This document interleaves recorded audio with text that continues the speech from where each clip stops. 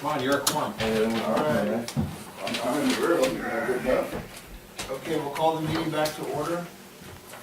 Is it ever in order? 5 minutes. Mr. Chairman and members of the board. I got no answers. It wasn't me. I do nothing. I presume you're referring to each one, sir?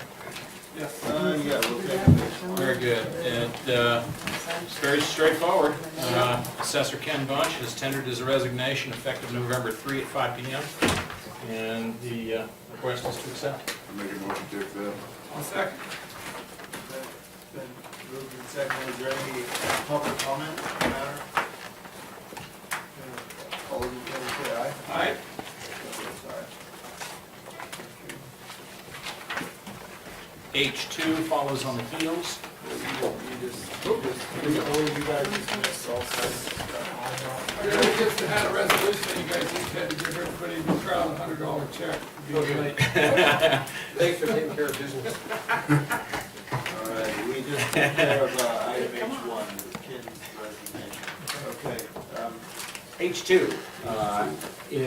follows on the heels of H1. H1 having been accepted by motion unanimously carried at the time. The question is what to do to fill the vacancy, if anything. The options are presented in the brief one-page letter to you. Either Do we have to have an assessor? I know that farmers can just as soon have it. Can we put this off? well, interestingly, the government code contemplates the proposition that the chief deputy assessor would serve as de facto assessor if you took no action to fill the vacancy. And that's the same person that went in jail. Precisely. I would move, Mr. Chairman, that we would appoint Mr. Sleeter to fill the balance of Mr. Bunch's term. And I think that's kind of standard practice. And that's how Mr. Bunch became the assessor back in 1987 or whenever it was. Back in 1864. I wasn't gonna say anything. Okay. Is there any public comment on this before we take action? All right, it's been moved and seconded, and all those in favor say aye. Aye. Chair votes aye. Who was the second one, please? Aaron. Thank you. Second. Okay, we'll move on to, One of you two did Which it. one of you wants the second? Paul will take it. we'll So it move is. down to H3. That's me. That's Sheriff Grout. Dean, I apologize. It's all right. I think we really do, Richard, need to look at taking all the sheriff stuff in the first meeting in the morning, because I know you've been. I understand, you guys have a lot of business. Yeah, but this could have, we could have. I was kind of glad he was here during that under law presentation. Give him an ID to see what, You basically been hanging out since 9 o'clock here, waiting for this, I apologize. That's all right. Break worked out good at a meeting at 1, so I was able to run out and take care of that. But this actually, I know you guys are tired, but this is actually an important subject that I have for you here today. I don't know that you had an opportunity to read the packet, but I usually don't read these things, but in this case I think I need to because there's quite a bit of information condensed in this packet. But Lassen County's been receiving the Edward Byrne Memorial Justice Assistance Grant since the 1980s. This grant is funded by the U.S. Department of Justice and dispersed by the state of California. California has to develop a statewide strategy based on priorities established by the U.S. Department of Justice. The statewide strategy that has been in place since the 1980s has been multi-jurisdictional drug enforcement task forces. Over the past year, the state has been in the process of developing a new strategy for these funds. This new strategy will have a direct impact on the operations of the Lassen County Narcotics Task Force. So in the past, they were using a study back from in the 1980s that was done by the Office of National Drug Control Policy. And this, at the federal level, this money is available for a much broader range of things than just drug task forces. And so there's been a ton of pressure at the state level to do something different with it. And then I cover some history. I don't need to read that verbatim, but it's really had its ups and downs. Mr. Burns was a partner with me in this task force, as was the police department. CHP and probation on a part-time basis. At one point, we had as many, I think at a peak, we had 5 people doing drug investigations. And really, the one advantage it gives us outside of drug investigations too, it was the only somewhat covert law enforcement we had in our county, where they had unmarked vehicles, they had surveillance tools, they could go out. So even if it's not a drug-related case, they could go out and help us if it's some other serious crime. But over the years, that money shrunk. And then there was a boom back in the 2000s where it, with some of the stimulus money, where we got a couple extra $100,000. And at that point in time, we had 2 people from the sheriff's office in there, and it was doing pretty good. So over time, as money shrunk, we've done everything we could to make money stretch as far as we could.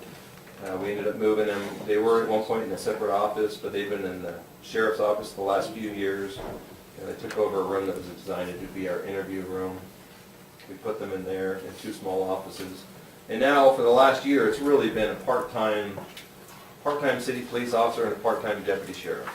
And the challenge with that is, truly, it's twofold. One, we want to be able to do active investigations, thorough investigations on drug and related to drugs, but also the citizens have an expectation that we're going to be out there doing the investigations like we always had. And the problem was those 2 really didn't match. We haven't been able to provide the services people want related to drug enforcement. And then last year, in 2012, there's some state money we still do get that we're going to still continue to fund our single position with, at least part of him, or her. But that money shrunk from about $115,000 down to like mid-40s, 40-something thousand. So what that all comes down to is basically the task force is going to dissolve as it's been operating for all these years. It's really been limping along anyways, but I understand that the value of that type of a unit. This is primarily, it's driven by the reduction in funds, and now obviously the money that we've been receiving won't be available for that specific purpose. So now I'll get back to the task force in a minute where we're going to operate, but the new burn strategy, or the new strategy, the state strategy for those funds is going to get voted on this Thursday. I'm going to be down there lobbying, and I've been trying to represent small counties all along the way. At one point they wanted to take all that money and give it to the 3 largest counties in the state, but we did everything we could to make some available. In the end, the process is going to be competitive this time. We're not going to get a card out for our county. It's going to be competitive, but we lobbied hard and got to where roughly 50% of the small counties, 50% of every size county in 3 different categories will end up getting some funding. It's going to be a tough process getting funded. The money can be used for prevention and education programs, law enforcement programs, and programs for the courts, prosecution, defense, and indigent defense. So you can see right there that you're going to have a lot of people who might want to try to grab a piece of that money. So what I'm going to be doing this afternoon, I'm going to send an email out to our stakeholders, from law enforcement, Lassen Family Services, Health Social Services, anyone that we can think of, and try to start setting up a meeting to start developing some kind of a strategy. And so so that's what we're going to have to do there. We're planning on taking the lead on that. We've managed that grant for a long time. I've been participating in that process at the state level, so I'm going to have some pretty good understanding of what they're looking for. So I'm probably going to take the lead on helping coordinate the effort amongst the county. But in the end, the program our proposal will end up reflecting whatever the group of stakeholders really wants to pursue. So what we're going to do with the task force in the meantime, I'm talking with Chief Downey because we're really the only ones that have had any people in it recently. He's going to be responsible for drug-related investigations in the city. We're going to be responsible for those in the county. We're still going to help each other out. We help each other out all the time anyways because we're always so, we're just short-handed. So we're going to continue to help each other out, but the task force phone number, things like that will be switched over just to be our investigations unit at the sheriff's office. But what I want to do is, and part of it might be this money, we might be able to apply for some of this burn jag money and set some of it aside for whether it be gang or violent crime enforcement, drug enforcement, something like that. So we might be able to ultimately, if we're competitive and get awarded money, be able to put some of that money towards the program But what I really think we need to do is look at almost more of a major crimes task force, because that's, when we had a lot of people in there, that's what it had morphed into anyways. They weren't just working dope all the time. We used them when anything big happened. So my goal is, I've been talking with CHP, they have an interest in re-engaging and getting somebody in there. Tom Downing from our police chief is committed. So I'm gonna be working with those partners to try to see what we can piece together and put together a unit that works on a wide range of cases, not just drugs. So, any questions for me? Any questions of the board? So what's gonna happen in, after, on the 11th? I mean, what if the vote doesn't go your way? I mean, is it all gonna go to the big cities then? No, I think, I was actually I sat on the committee, I was a co-chair for the committee that built the request for proposal. And the hard part, from the law enforcement side, there were only a few of us. It was one police chief and I and Nancy O'Malley, or DA from Alameda County. We were really the only law enforcement representatives. Everyone else was from a wide range of different areas, and most of them for big jurisdictions. But we were able to lobby, and I don't think they'll change that. Some amount of money will go to small counties. Because RFP really has been developed, it just has to be ratified. I think there's gonna be some modifications, but I don't think it'll be, I don't think it'll go that direction. But I had to lobby hard, I had to fight hard, to make it available for small counties. So it wasn't an easy process, but hopefully, and hopefully we can be competitive and get awarded some money. So, Well, thank you for doing that. any questions about that? All right, good. And it's tough for us, it's tough for me to shut that unit down. It's been such a huge part of our local law enforcement for so long, but really it's been coming for a while, I think, so. Well, good luck. Well, thank you. Good job, Dean.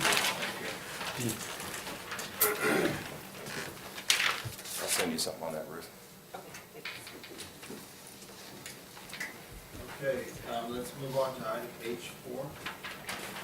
Okay, Mr. Chairman, the Sierra Business Council has made a request outlined in the board packet. The council has split their territory into two areas, with the new northern area being what they're calling the Sierra region, contains part of Nevada, all of Placer, El Dorado, Modoc, Lassen, Sierra, and Tunis. So as part of that, they're going to have an additional site for their small business development center, and they are asking for your support in for the site to be located in Truckee.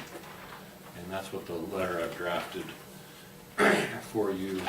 If you choose to support that, I drafted a letter for the chairman. Where is it located now? Well, Chico is where the headquarters are, and it'll continue to be there, but they're adding this additional site, satellite. Yeah. And that would be central to that newly formed region. So it's kind of central to Nevada, Plaza, and El Dorado, which is where the bulk of the population is. It's not all that central to Modoc, Plaza. Maybe Sierra. Well, Sierra and Plymouth, I'll tell you, the best way to get to Truckee is through Sierra Valley. When the weather permits, which we haven't had any weather problem for a couple of years. Would do. But I would say coming to Truckee or coming from Chico, it's still the same. Why'd they pick Truckee?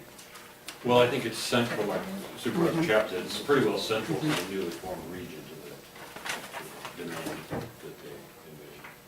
Yeah, with El Dorado. It's gonna be kinda interesting because it's on our side of the pass, so in order for them to get in El Dorado and Placer County, at least the western portion of it, they're gonna have to go to the mountains certain times of the year that's not as convenient. But it'll be good for Tahoe, and it'll be good for the east side, so I think that's an improvement there.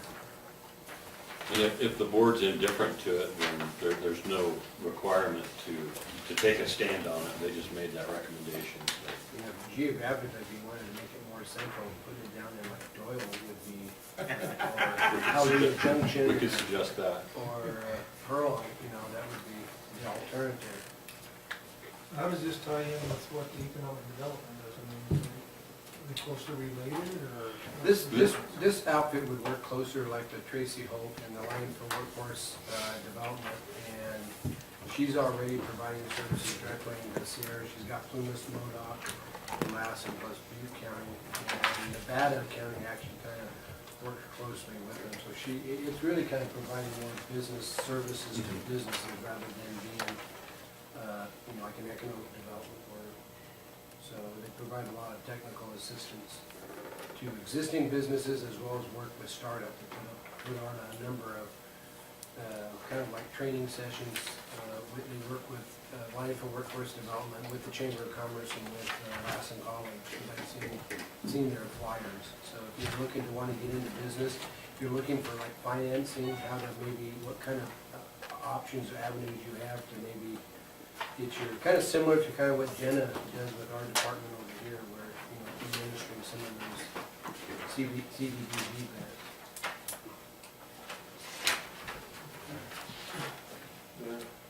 We'll go to the public and come back. Is there any public comment on this item? Alrighty, so, the action request is to approve and authorize the chairman to sign the letter. What's the pleasure of the board? I'll make the motion.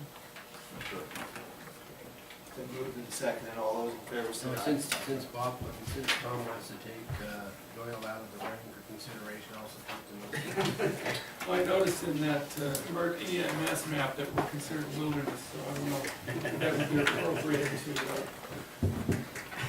Yeah. All right, it's been moved and seconded. All those in favor say aye. aye. Chair votes aye. Okay, we'll move on to item H5.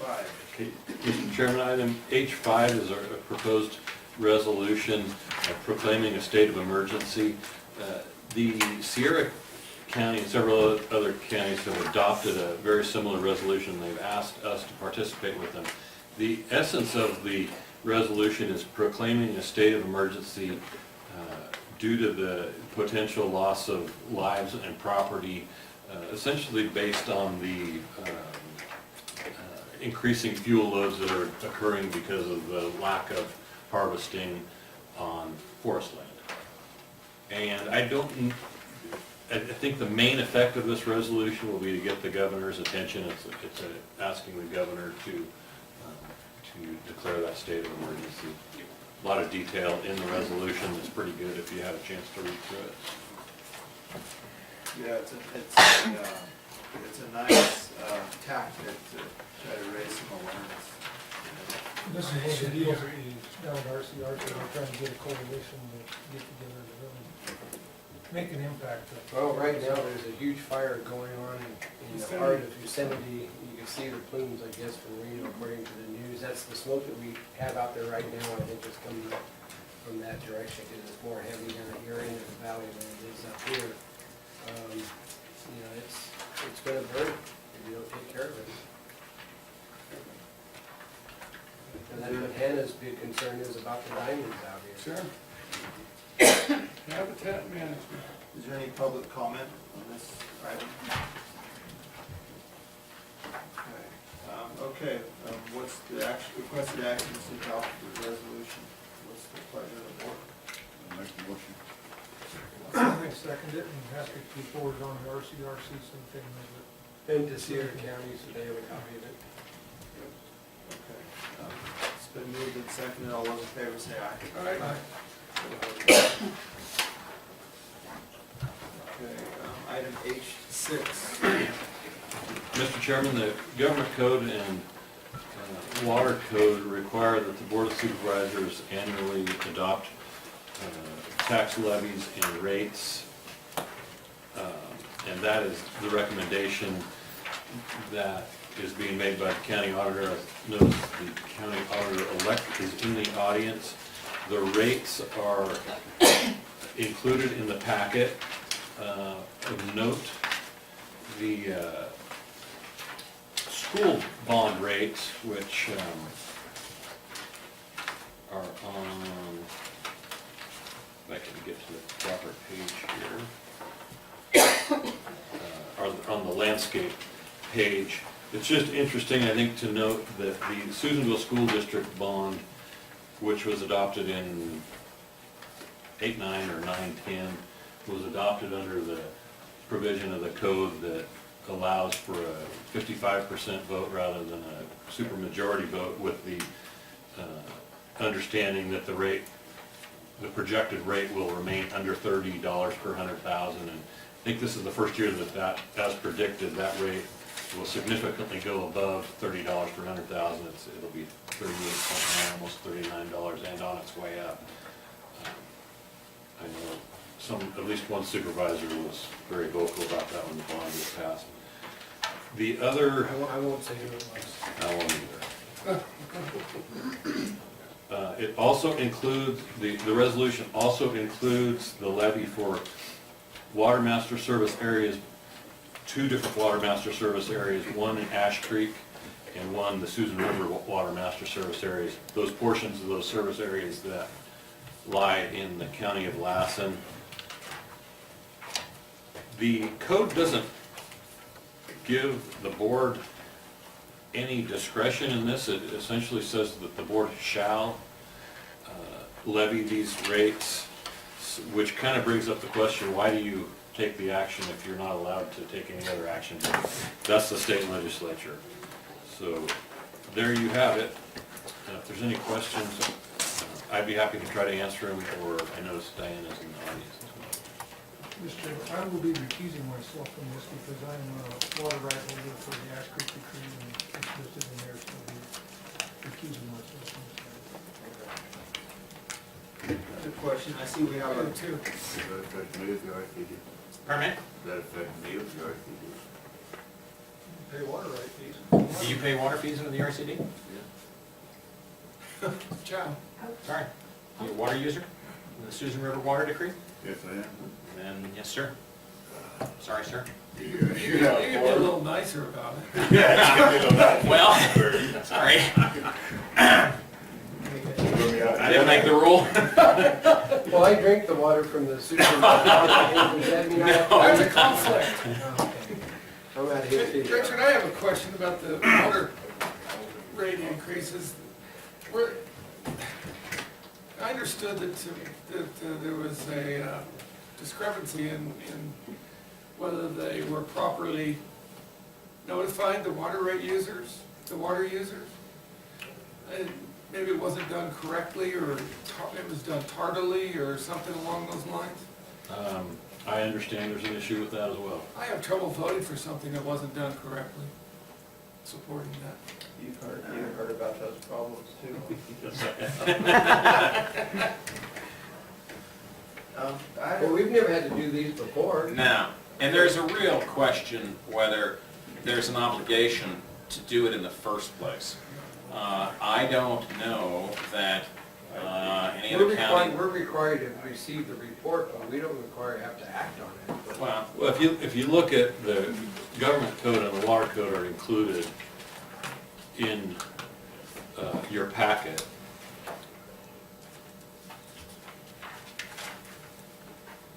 So, why are the school bonds and the water stuff combined in this? Because it's the same action, the levy. It's also the $1 tax rate that's placed on the tax bill. They could be separated out. We could do multiple resolutions or delete. We don't know what the effect of failing to comply with the code is, I guess. Maybe Bob has an opinion. well, I think if this board chooses not to approve that, there's an argument that can be made, although I've not done the research, that suggests that if you fail to approve the annual tax rate, that issue associated with levying the property taxes, the ad valorem property tax, that we don't then have the authority to collect the property tax. As compared to the water master service fee, I think there's a real question about whether the section in the first place compels an action on the part of this board. And frankly, I'm not aware that other boards are passing on it by approving a resolution on the water master service fees. Nevertheless, there are those that would argue that it is, that there is an obligation, and so I don't know if I answered your question or not. Yeah, Right down the middle. I noticed Boy, don't expose yourself. we got, I No, I don't- know. There's no case law on the issue. I know, There's I get no it, I get it. precedential authority for the proposition that gives us guidance, one way or the other. I would like to see them split up. we, also we got there's a cover letter from the MoDOC Water Department, Water Master, but a note. Interestingly, their water master service area is administered by a county employee. Yes, Correct. yes. And,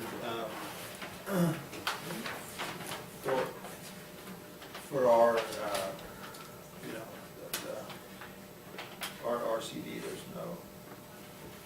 no covering letter. I think actually in your correspondence Okay. is there a letter?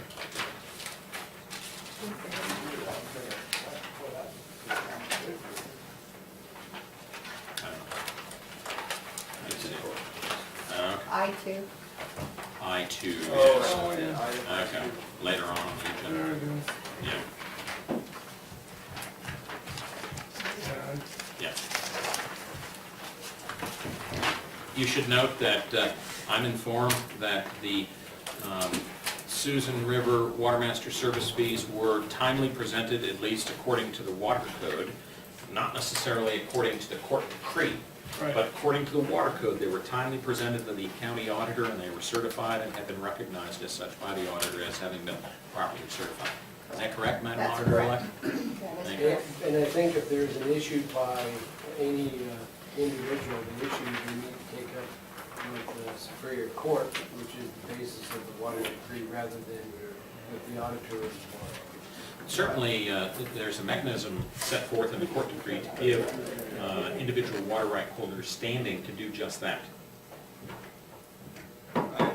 Yeah, there is. We've also heard, you know, that hasn't worked as planned. But why would the court decree have different dates than, it sounds like the court It's decree different, shows isn't it? one date and we have a different date. No, it has more dates, not different dates, more dates. And so to be specific with that, the decree says that the RCD is to prepare an annual budget and the apportionments of that budget to the respective users by a date certain, and I think it's June 1. Does that sound right? June 1? Somewhere early June. And then, after that's been approved, they're to, according to the decree only, okay, they're to notice the water right holders of their respective apportionments, how much they're supposed to pay for their share of the water right. And then within a 2-week time frame, those water right holders can lodge their objections with the Superior Court. And this is all set out in the decree, but it's not in the code. All the code says, correct me if I'm wrong, is that the RCD has to have their certified budget and apportionments to the auditor by August 15th. Correct. The decree says, if you've got an objection about what, you know, they're calculating your percentages or whatever, how much you're supposed to pay, you lodge that with the court, and the court is supposed to hear that objection as best they can, and some are complicated and they can't always do it, are supposed to hear that objection and rule on it by August 10th, so that any decision can then be noticed to the RCD and to the auditor so that the change can be reflected on the roll by August 15th, which makes perfect sense. They also say, in case the court fails to get it addressed by the August 15 day, you know, the proposed goes into effect and any adjustment gets taken out next year. That's the mechanism to deal with the other possibility. That makes sense if they Get the stuff get it out to on the time. county in June, but they don't. They give it in August, and then the water users have no time to No, file it. Well, it doesn't have to be to the Yeah. county until August, but it's supposed to be out to the water users in June, and that's part of the decree, but not the water. You're going down the right road in the sense that water users have alleged, or some have alleged, and I think the RCD confirmed it, that they didn't approve the apportionments by the June 15 date they were obliged, or June 1 date, I can't recall which it is, but by June, in the manner in which they were supposed to, and consequently didn't notice the users of something they didn't do, and so the users wouldn't know to object or not. within the time frame. And so there's that issue. They get an assessment and they have no time to fight it. And more to the point, they contacted the RCD and said, hey, how much am I supposed to pay of this amount? It says, well, you'll figure out when you get your tax bill. And that's not a new problem. No, That's I know. how it goes this year, last Yeah. year, the year before, and by us participating in blessing this type of things with folks, doesn't leave any reason for anybody to fix it. Here's the other interesting issue.